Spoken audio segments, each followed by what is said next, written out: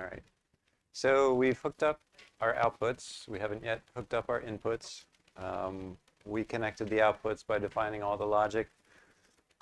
The easier thing to do would have been just to instantiate a 7-segment decoder. That would look like this, but we actually did the work. So let's look at the inputs now. If you look at the visualization of the template, all of the inputs should be labeled. So this is how we're going to utilize the input pins. We need to be able to communicate to our calculator the value to add to whatever value is currently in the calculator, and the operation, sorry, not add, but the value to operate on and the operation that we're going to perform, right? Also, our calculator right now is set up to do a new computation every cycle, right? We want to be able to manually provide the input to our calculator, interact with our calculator. We're not going to do a new operation every cycle. I know I'm not that fast anyway. So we need our calculator to be retaining its current state until we ask it to do a calculation. So we'll set up the value, we'll set up the operation, and then we'll use this 8th pin here as do the calculation.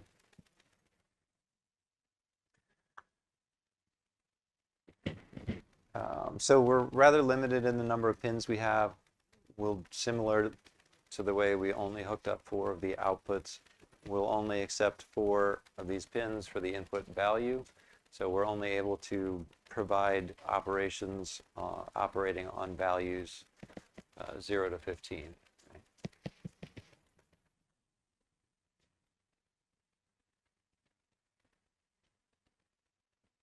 Okay, so in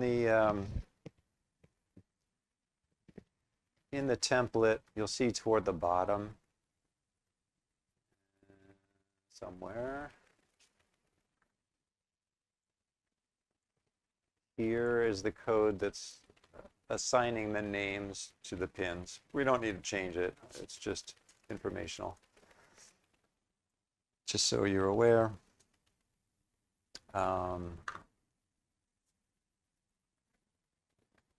So we need to connect up op and val2 and a new signal called equals to UIN 7 to 0. So this first lab is just to hook these up. So hooking up UIN 7 down to 0 to names that are more meaningful. Okay, we're not yet, so op and val2 exist in our design. Those will be properly hooked up. Equals in does not exist yet. We'll leave that dangling for this lab, and then we'll connect it up in the next lab. Let's see.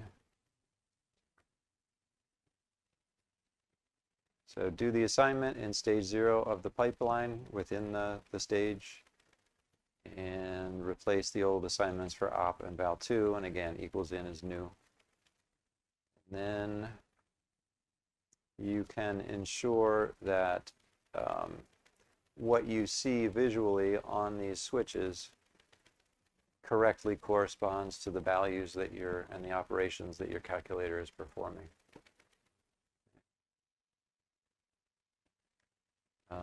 So I think that's everything you need. This is going to be hooked up initially. The test bench is just giving you random stimulus on the pins, right? So you're just making sure that whatever random stimulus happens to be there corresponds to the operation that the calculator is performing. Okay, so note that we're going to extend the operand or operation to be 3 bits later, but for now it's only 2 bits, so this bit 7 is not hooked up. Also note that the physical part on the FPGA board, these input switches are labeled 1 through 8. 1 through 8 correspond to bits 0 through 7 of op-in, so they're shifted by 1. You do see proper labels on the PCB in 0 through in 7, but the actual switch part is labeled 1 through 8. Okay. Any questions? Okay, so it's just hookup of the this UI in signal.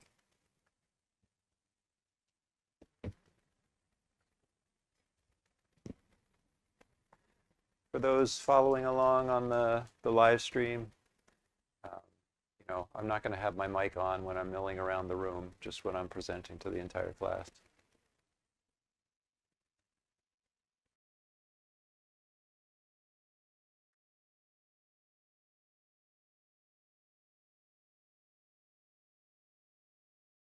Okay, so if you're having any trouble, I'll talk it through. So we're just hooking up the inputs to our logic. We have currently op is just hard-coded to zeros. Currently my code is set up for the hard-coded increment by 1. So we want to hook up the operation from bits 4 and 5 of the UI in signal. So UI in 5 down to 4. And val2, which is hard-coded to 1 at the moment, we want to hook up to these 4 signals, these 4 bits. The val2, of course, is 8 bits. We only have 4 bits to hook up. So the upper 4 bits, we want to just hard-code to 0. So we'll have to do a concatenation of 4 0 bits with UI in 3 down to 0. Okay. And then we want to add a new signal. We'll do that up here. Equals in.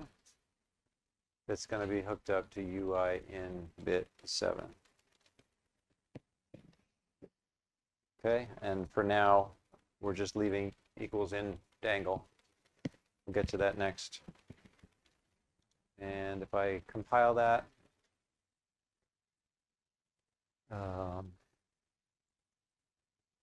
we should be able to correlate now the values coming in with the operations that our calculator is performing.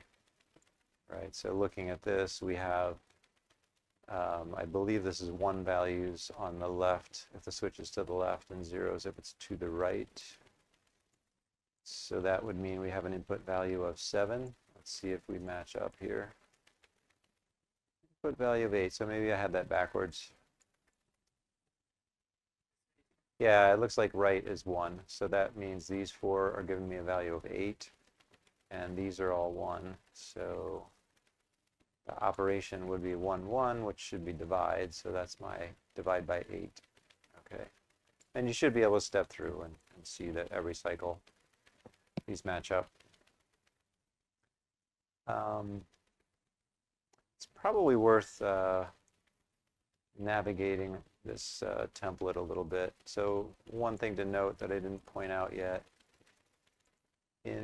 when you're working inside this template, your code is ending up a couple levels deep in the design hierarchy to account for the shell that we're providing. If you are navigating the waveform, your signals are going to end up buried under this FPGA pins FPGA. So here's your calc pipeline. So all the signals in my design are here, right? So when you're debugging, you've got to drill down a bit.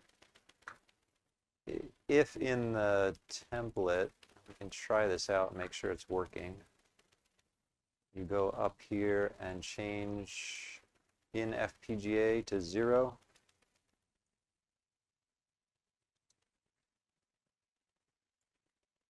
This should build without the surrounding FPGA logic, in which case your design is right at the top level.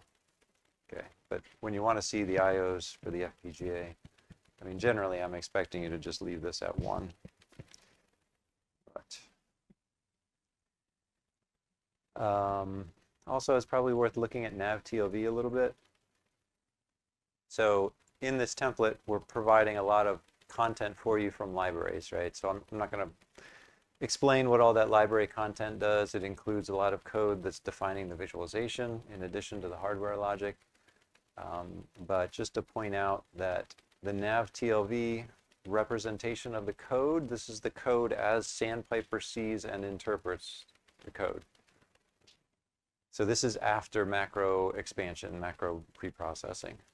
So we're seeing a lot of stuff in this nav-TLV that's coming from the libraries, right? So all of this, for example, these source tags are telling us that these are coming from a macro instantiation.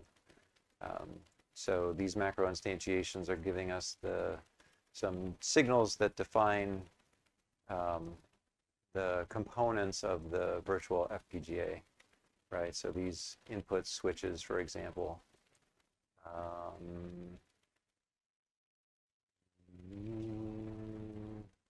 So I don't, maybe not the input switches here, but the 7-segment outputs, right? We've instantiated a visualization of this 7-segment display, and there are signals that represent those values. So when you look at the nav-TLV at this point, you're not just seeing your code, you're seeing all the code for the shell as well. So somewhere buried deep in here is your code. So here's my code. And then lots of other code to provide that platform. So that code providing this virtual FPGA environment includes a lot of these biz.js blocks. These are the blocks that are defining the visualization of your simulation. This course is not about that. It's just provided for you. We're focused on the hardware logic, but just so you have that context when you're navigating around in this platform, that's what the biz.js blocks are. These are blocks of JavaScript code that's drawing on the canvas based on the signal values. Okay, so let's go back to the slides. I guess briefly I'll go back to the code that I modified if anyone's still catching up. These are the statements for equals in op and this one for for val2. So I'll just pause on that for 30 seconds.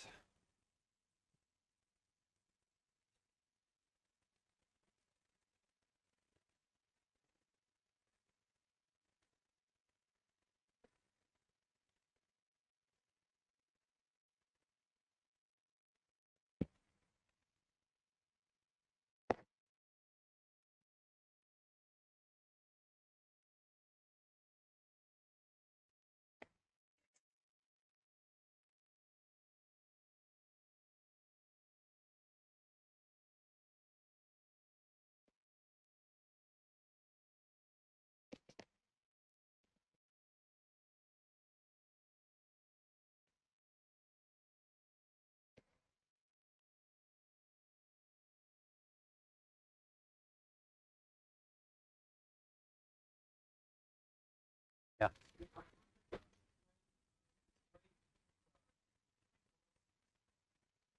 So bit number 6 we're not using for anything, right? So it exists from the platform, but our logic doesn't need it. So it's just dangling from the platform. Or, from the input to the TinyTapeout module that defines the logic of the chip.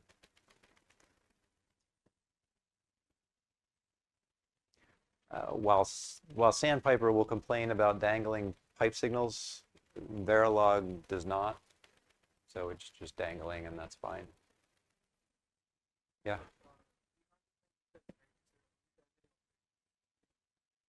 Well, you're designing, yeah. So Verilog supports if-else.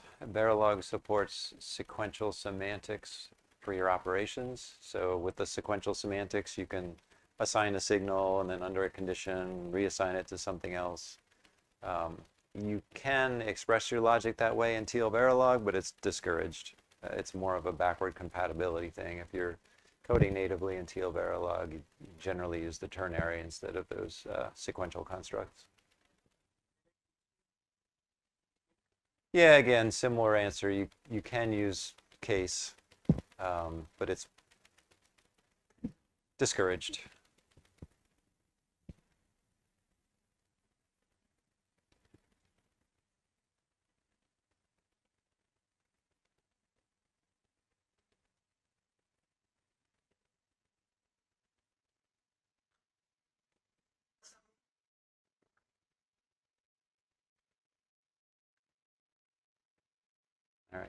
So right now, our calculator, as I said before, is doing a calculation every cycle on whatever happens to be coming in. So when we put these on the board, you know, a second is 20 million cycles or whatever. We don't want to be doing an operation every cycle, only when we tell it. So we're going to use the equals in as our equals button, right? So when the equals button is pressed, we want to perform the computation. We're not doing anything in particular when it's released, just when it's pressed. So we want what would be called an edge detect circuit, which is determining that the button transitioned from 0 to 1. Let's see, so the edge detect is simply the equals in signal on the last cycle was 0, on this cycle it's 1. So let me just read through and get this in order here.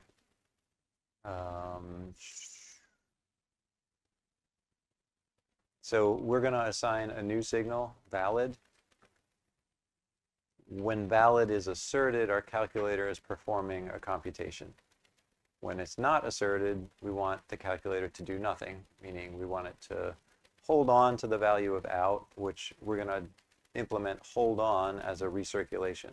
So in cycles that are not valid, we want the value, the new value of output to come from the previous value of output. So we add this recirculation path selected by not valid, right? If we're not valid, we want to select the previous value of out to go through this mux.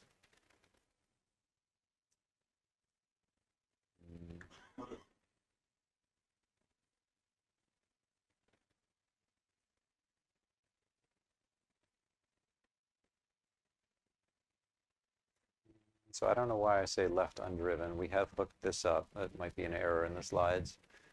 We do have equals in hooked up from outside. During reset, we don't want to do anything.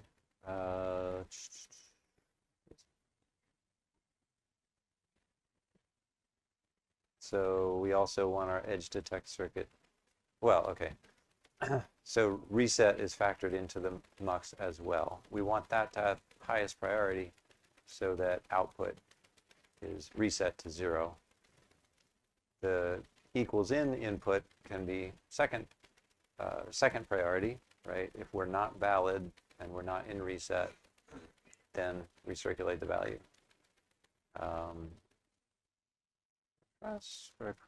Okay, so I've touched everything there. Any questions about what we're trying to do? All right, I'll walk around.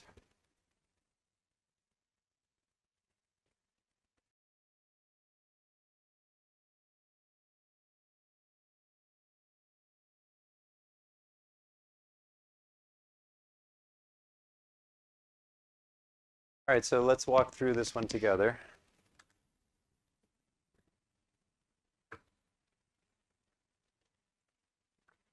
So we want an expression for valid, which is Boolean, so there's no bit range. So we're valid, oh, actually, whoever I was just talking with, well, I guess you'll see this as I walk through, but reset should take priority over valid. I think you had it the other way. Okay, so we want valid to pulse on the rising edge, right? Is there a blackboard marker?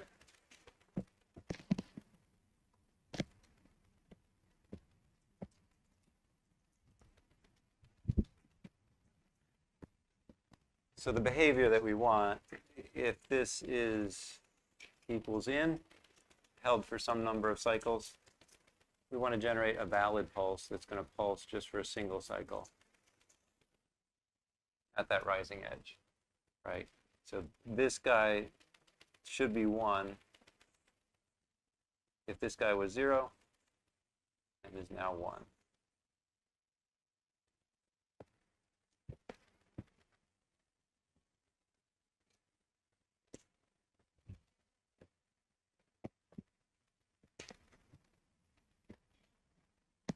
So to write that in code, we're valid this cycle if equals in is asserted, Boolean and the last previous equals in was deasserted.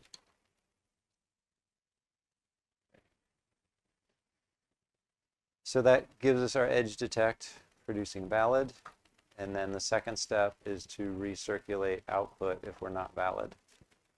So as I was just saying, the reset case should always be the highest priority. We always want reset to get us to a known state. Second priority can be this not valid case to recirculate. So if we're not valid, then we want to use the previous value of out. Right, so this previous reference, or ahead by one reference, gives us the reference to out in stage 2, recirculating into the expression in stage 1. Right, so this expression for the mux select, or the mux input, is coming from the cycle ahead of us by 1. Right, so that's why we have the ahead by 1 reference, just like we had for the counter. Just, all of these structures. Any time that you have a state that is going to be retained, you're assigning the next value of the state to the previous value of the state. I think that's everything. Did I miss something?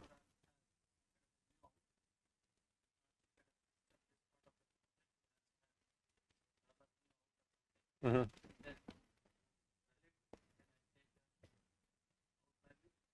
Yes. Yeah, you can certainly code this this portion of the multiplexing or the select as a separate mux. You want to make sure, though, that reset has the highest priority. So reset, you would also factor into that second mux to make sure that that it takes priority over the valid case. Okay, so I'll try compiling that. It's probably worth also just kind of stepping through how you debug your logic, make sure it's behaving correctly. So with the visualization, I should see that when equals asserts, which would be to the right, that I do a calculation. So let's see. So just stepping through, nothing's changing. I'm at the end. So here we have an assertion. We should see that valid asserts. In the visualization, everything is blue here, which is actually a reflection of that valid signal. We shouldn't be valid the cycle before. Everything should be gray. Well, at least these should be gray. So that part looks right. We're doing a multiply. 0 times 1 is 0. Let's step through to the next assertion. There's another assertion. And so 0 divided by 4, not very interesting, but it seems to be behaving right. We can check the waveform as well. So drilling down into the FPGA logic, pipeline, zooming in. This white cursor here is a reflection of the visualization timing. So let's just show those together. So waveforms below. I can drag this around to change time as well. So we should see the valid signal. Seems to be pulsing as we expected. Here's our equals in, so we see a pulse on valid at the rising edge, at the rising edge, at the rising edge. Looks good. And we can also just check these values to make sure the arithmetic is right. It does seem that our output value is only transitioning when we have a valid pulse. So that looks fine. This one looks a little funny. F2 is not transitioning here, so maybe just coincidentally we ended up with the calculation of F2. Let's see. So what do we have? We have a val2 of 0, so that's probably the case. So F2 operated on 0, and the operation is an add. So F2 plus 0 is F2. So everything looks right.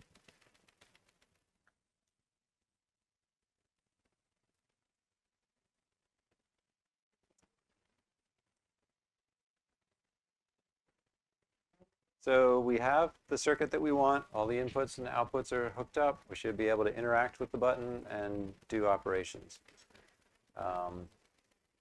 So we're all ready to configure the board. One thing I will suggest doing first, should I or not? Yeah, I'll suggest this. So if we build the circuits the way they are, what you're going to notice is you're going to flick the equals switch, and you might not get the value that you expect to get. Why is that? Right now, we have this equals in input directly hooked up to the input pin to our logic. That input pin, that UI in, is directly the output of this switch. It's not a synchronized signal, and it's not a clean signal. So what we're actually going to see on that signal is not this nice clean edge at the clock, but instead we might see something kind of ugly that eventually stabilizes to a high value. This unclean signal might get interpreted, as multiple transitions of the signal. That's going to result in multiple valid pulses. It's going to end up doing the calculation multiple times.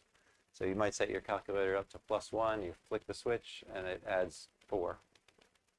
That's because the value of this input bounced. Okay, so we need to debounce that signal to clean it up. The debouncing logic is provided for you. There's this setting on line 24 for debounce inputs. If you change that to 1, the template is going to compile that debounce logic for you. So go ahead and change that to 1 so we get a nice clean input signal. What that debouncing logic is actually doing is it's creating a new signal from this that transitions only if you've seen some window of time over which that signal is stable. So if we see, I don't know what it's set up for, maybe 256 consistent values on that input transitioning from 0 to a 1, then it will transition. So there might be a 256 cycle delay on the transitioning of the input.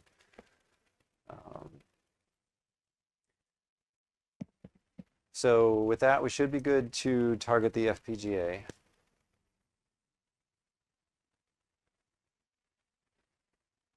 So again, you can go to the repository for the course and open up the instructions if you don't have them open already, and just repeat the steps that we've done before. So updating the GitHub repository. Oh, sorry, we haven't done this before for makerchip, my bad. So macroscopically, the steps are to take your code from makerchip, the TL Verilog code, drop them into the repository. So we set up 2 repositories initially, right? The first repository was for Walkwe designs. The second repository was for FPGA designs. It's also set up for the ASIC design flow. So I forget the name of the second repository, but it's in the instructions. Let's see. There we go. But it's the second repository that we want to work with now. Hopefully you're all set up with it. That's not right. Huh. I think I'm...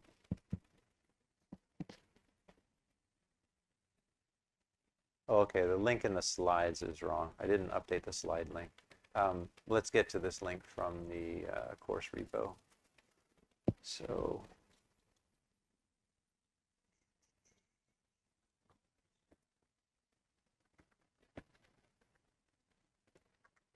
So instructions for the FPGA. So the second repo here, TTGon. That's what you want to use.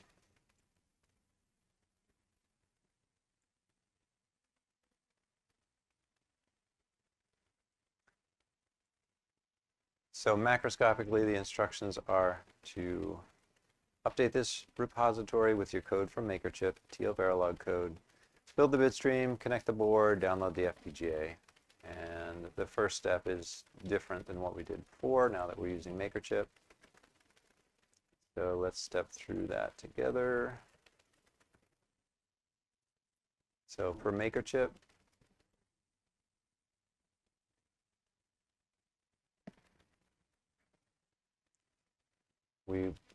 basically this is just cut and paste and drop into the repo. So you can go to your editor, Control A to select all, Control C to copy, and then to the GitHub repository.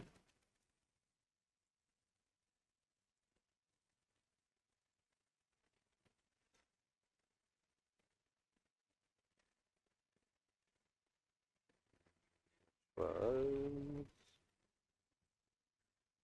this one.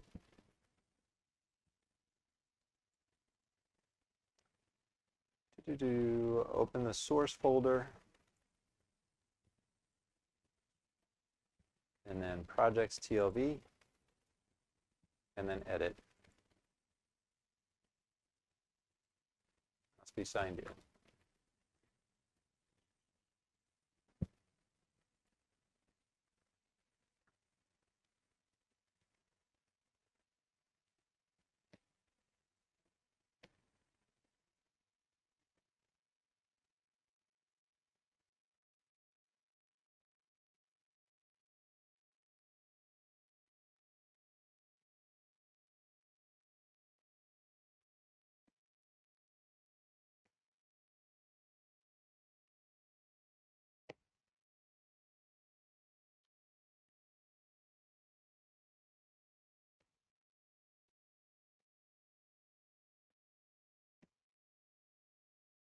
So projects.tlv, edit, then Control A to select everything, Control V to paste what I copied from makerchip, and I believe commit those changes.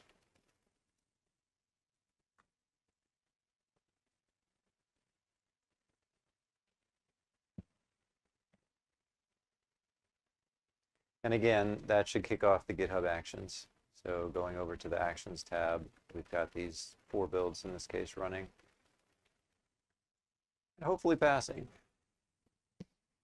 So I'll leave these instructions up for reference.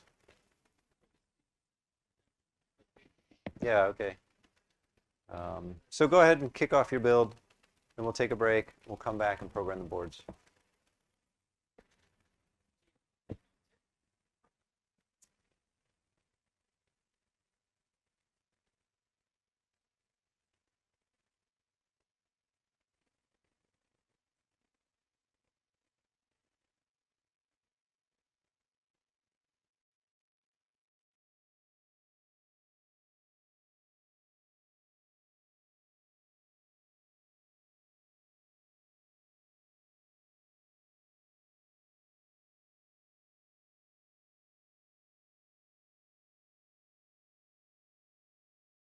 All right, so it seems that somehow the template maybe is wrong, or the circuits aren't as robust as I thought.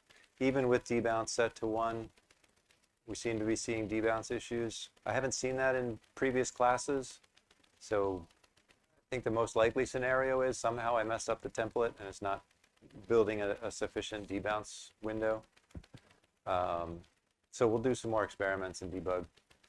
But if that seems to be the problem that you're having, you can actually sometimes tell the difference if you're very kind of controlled about the switching. You might see more reliable behavior than if you're just loosely pushing it. But I think that's the issue many people are seeing. Is not a functional bug, but it's the issue with debouncing. So who has got their FPGA programmed and the only issue you're seeing is maybe debouncing?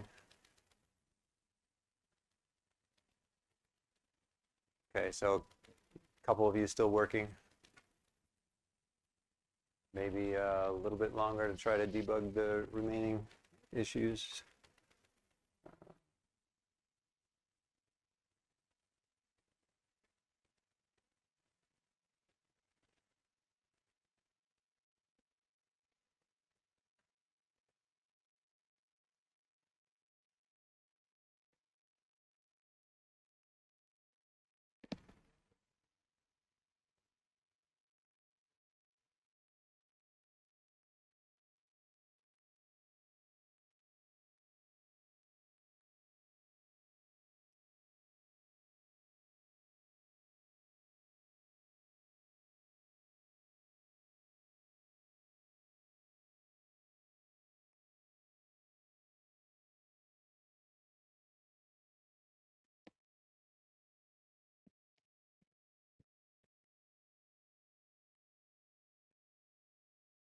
All right, so I think what might work out well is to wrap up today by looking at the ASIC tape-out flow for your designs. That'll get us to a new topic starting out tomorrow morning, looking at RISC-V and programming. So let's try to wrap up this portion with the calculator circuit today before we leave. So we'll walk through the ASIC flow together. If you're not done yet with your FPGA build, don't worry about it, just put it aside. If you want to hang out a little bit after, you can try to finish it up. I'm going to hang out a little bit after to try to resolve what's happening with the debouncing. But let's jump into the taping out. So you probably saw that your build, in addition to the FPGA, did 3 other builds. One of those targets is the GDS build. That's the build for the ASIC flow, right? So that's running the TinyTapeout. Sorry. That's running the TinyTapeout flow. I should have kicked this off myself. What did I kick off? So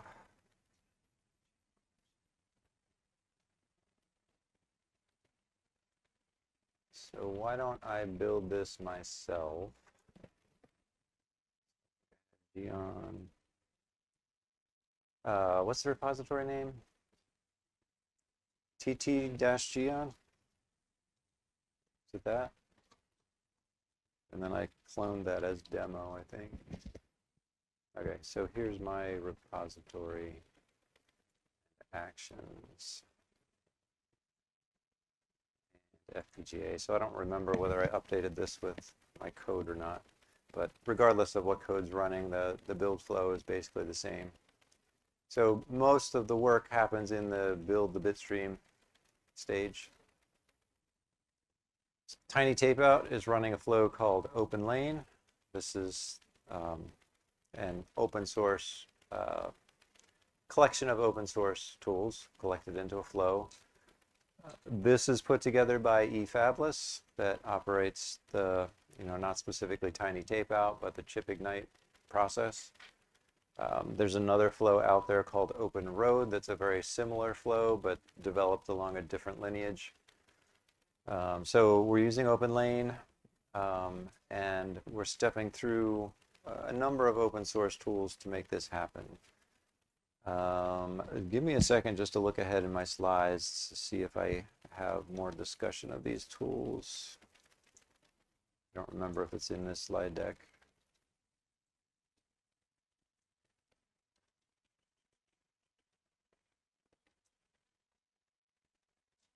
Okay, it looks like I don't have this in this slide deck.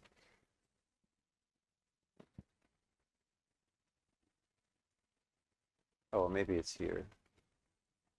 Okay, so we'll talk about talk about this in more detail, I think, in module 3. Yeah. So maybe actually we won't talk about this too much today, and we'll just wrap things up early. But just at a high level, right? We're going through a number of build steps for the FPGA, come up with your bit stream, for, I meant to jump into the ASIC flow. So for the GDS flow, we're running OpenLane. Clicking into the GDS. Build GDS, I think, is probably the bulk of it. Okay. So you can tell the log is very lengthy. A lot of these open source tools tend to be rather verbose. But I think what we'll do is talk through the details of the tool flow in the later module. But we can, in the meantime, look at some of the things that come out of this build flow. So where did they go? Yes. And you can look at these as well. So scrolling down to the build output, we see our utilization, overall utilization number. So we've utilized 37% of the area available to us. I believe this is for a single tile build. Total cell count. You can see the types of cells that were used, right? So all these cells that are grouped together, these are all combinational logic cells, ands and ors and nots, etc. So 171 of those cells. You got some clocking. I don't know why these ands and nors are separated out from combo logic, but you can see the various cell counts. So checks all passed. Yeah, so the interesting part here is under the viewer. That's what you're talking about. So click on this load summary. So we get a 2D view of our design. This is mine. And you can see the, sort of the cell placement. And even cooler is this 3D view, right? So jumping into the 3D view here, you can actually spin this around and zoom in and out. So I'm zooming in and out with the mouse wheel. I am tilting by mouse drag. And you can cruise around and see all the wires. So it's hard to correlate exactly, the logic of your HDL code with the gates that you're looking at here, but you can get a sense of the overall design, right? So we can see here these top level fat metals, right? These are probably either clock or power. I think these are power. So these are your high voltage. You can see the individual cells and the metal routes. And over here, you've got all the different layers. So I can hide layers. And there are some controls also here that are hard to read. So key number 1 is hide the fill, decap, and tap cells. I'll explain what that means in a second. But if I click that, it hides a lot of the upper layer stuff. I can hide the top cell geometry. That's the right selection. I was looking for metals. But let's hide the top cell geography. So here, all that's left is basically the cells. The metal routing is hidden. And you can even click on these cells, highlight an individual cell.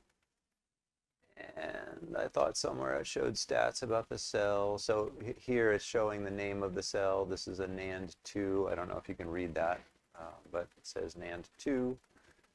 So that's the particular cell that we're looking at. Of course, we can zoom in on it and see how the NAND2 functionality is implemented. If you right-click, you can drag the whole view. Left-click is spin. So kind of zoom in on this cell and get an idea of what's happening.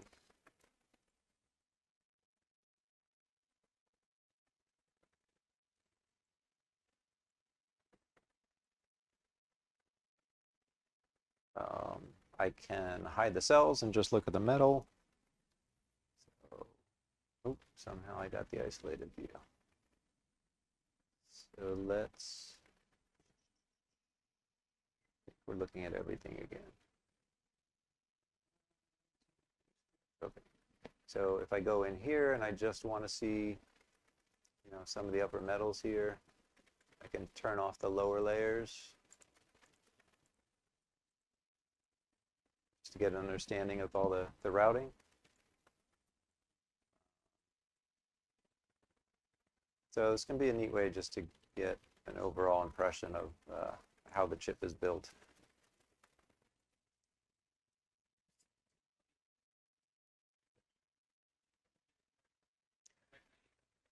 Sure. If I can figure out the controls to do that.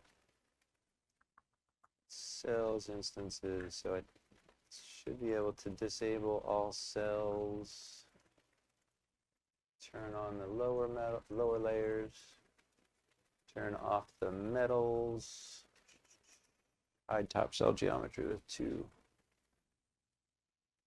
Somehow I have nothing left. Let's try it.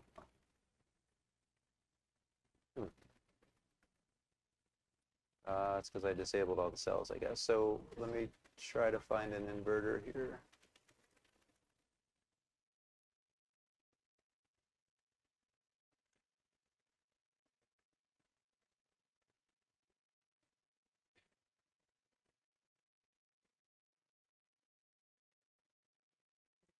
I didn't see it. Oh, here's one. Here's an inverter. So now let's hide those, and we can zoom in on an inverter. Yikes.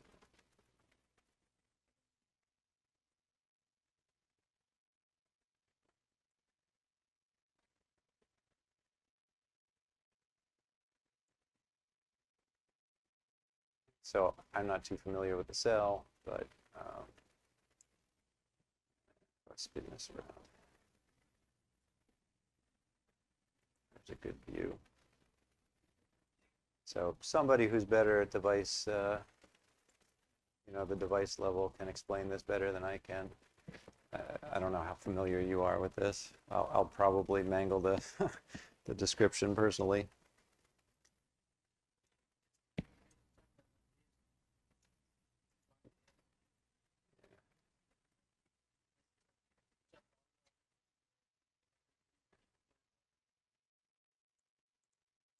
I think these are already off with the other setting.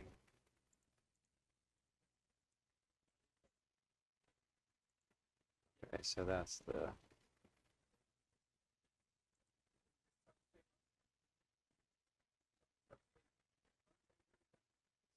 switch. Well, not sure what the diff is.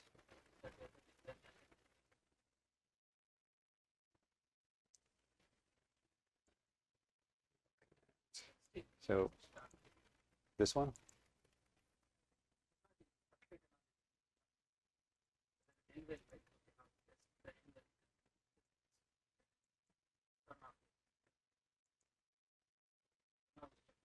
We have a PMOS and NMOS, right? So the PMOS is needed. What then we switch on. Get it on there.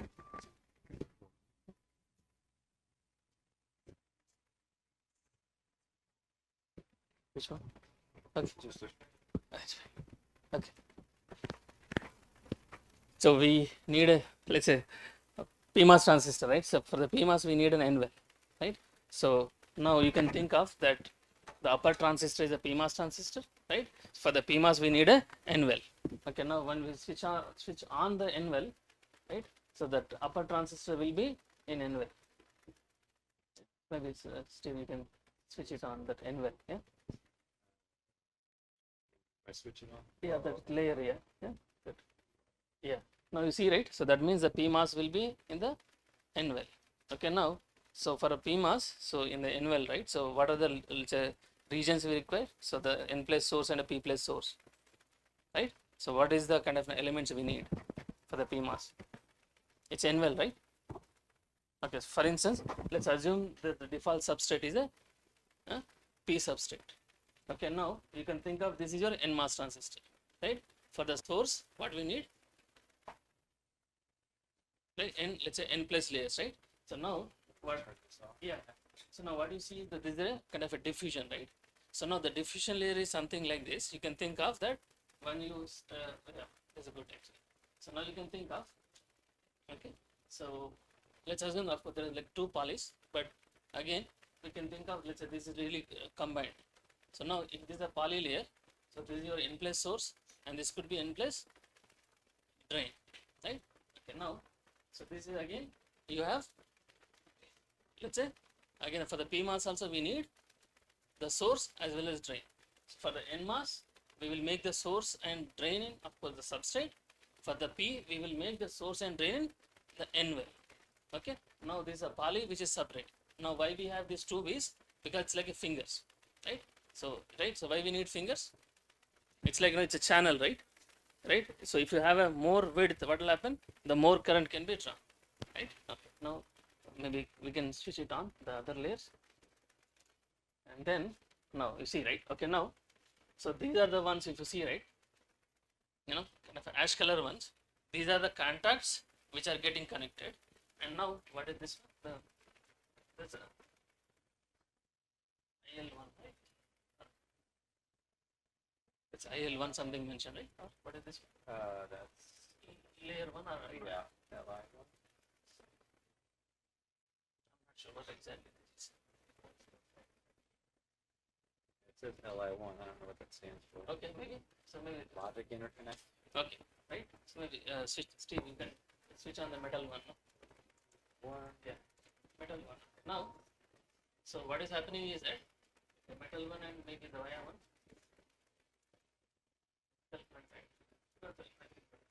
Okay, so these are, let's say, our VDD and VSS, right? So now the N side, you know, we can have a VSS. For the P side, we need a VDD. Yes, sir. Right? Now, That's it for the cell. I mean, of course, for cell level, right? We need only the metal one, I guess. So even don't need a metal two. Okay. So now that we have to really figure it out. That okay. So looks like that. So by using this LI1 connections, right? So now, Substrate on as well. you know, maybe can you switch off the metal one? I can switch on the metal one. Metal one, switch off. Now if you see here, so looks like, so those are the black ones, right? Thus they are getting connected to this side and the other side, right? So basically, right? So for the VDD we need one connection, right? And the VSS also we need connection. So okay, now look at here, right? So we have a connection here. Okay. So then I can say that. So this could be source part, I guess. What?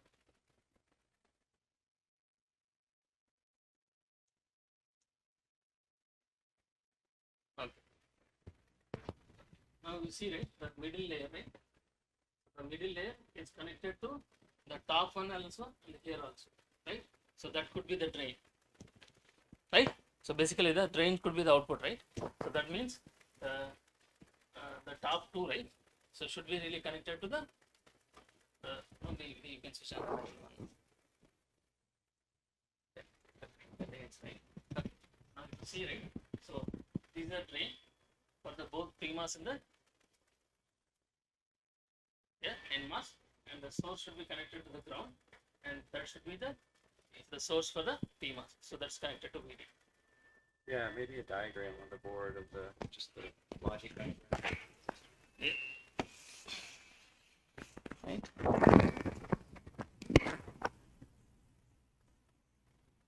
So these are your generally the PMOS. Okay. So what we were trying to explain is that, okay, this is your N well. Okay. So N well we need to have the PMOS transistor, right? So to make the PMOS transistor, what we have is something called a diffusion layer. Okay. And of course, so for N we also need a diffusion. Okay. Now the diffusion could be P or diffusion could be N. right? So now it is, if it's sitting inside the n-well, so we'll say it's a p diffusion, and if it's sitting inside the substrate, so since a p is a what to say, by default the p type substrate, so this will be n diffusion. Okay, now what we have to do is that, so since this is your source, this is the drain, and this is the drain and source, right? Okay, so we need to have a single poly which separates, let's say, these regions, and now we need to have a metal contact, and so this is your, let's say, you can think of this is your VDD, okay, and this is your VSS, okay. So now if you say this is a source, we need a metal contact, those are the these ones, okay. So we should really connect them, and now this is your source, so we also need to connect the VDD. Of course, if I take, let's say, this as a source, I can connect this part here, okay. So now, so this is my drain, right, and this is also my drain, okay. So these should be connected, okay. So this is my output, okay, and poly should be input, right. So this structure, we have to really see there, okay. So maybe the diagram is confusing because we have these two fingers.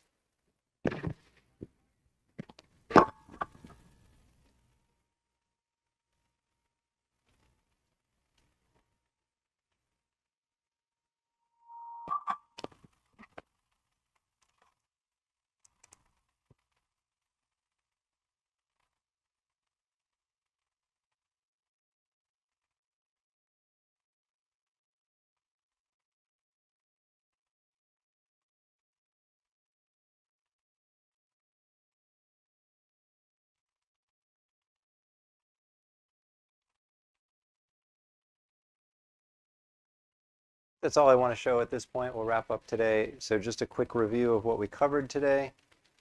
And then tomorrow we'll pick up with compilers and assemblers and programming and RISC-V instruction set architecture. All right. So let me just jump out of here. How do I do that? All right, fine, I'll scroll. All right, so today we started with sequential logic, introducing flip-flops, introducing this notion of sequencing our logic controlled by the clock. You learned how to express sequential logic in transaction-level Verilog by using the context of pipelines and pipeline stages to infer flip-flops, how to reference from one stage back, to the stage of the logic to imply state and sort of a path to hold on to that state value, right? In TL Verilog, every logic expression is complete, and it's a complete expression of what that value should be each cycle of execution. So when you have a flip-flop holding on to a value, you explicitly recirculate that back through. An implementation of that design might choose to control the clock to avoid the need for an actual recirculation path and mux. Logic synthesis can do that optimization. So we applied state to our calculator to make it a sequential circuit to control the sequencing of logic. We dropped that in the context of a TinyTapeout design, hooked up the outputs to do a 7-segment decoder. We hooked up the inputs to control our calculator. We did the edge detect to trigger our calculation based on the switching of the button. We talked about debouncing, which apparently is still an issue, and I'll look into it and see what we can figure out. We programmed the FPGA with our designs. Right. So tomorrow we will pick up with compilation. Sort of the sequencing that's sketched out in the program. We're a little bit behind schedule, which is perfectly fine. One of the benefits of having everybody do all the modules is that we don't have to stay on a particular timetable. So tomorrow, compilation, assembly, we're going to play around with some web tools that allow us to explore that. We'll do some hands-on exercises and talk about the nature of CPUs. And after that, we get into actually developing our CPU core. All right. Any last questions before we wrap up today?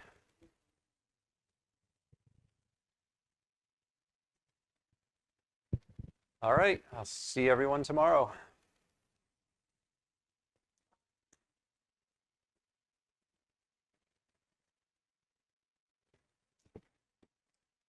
Again, if you want to hang out and keep working on your projects, that's completely up to you.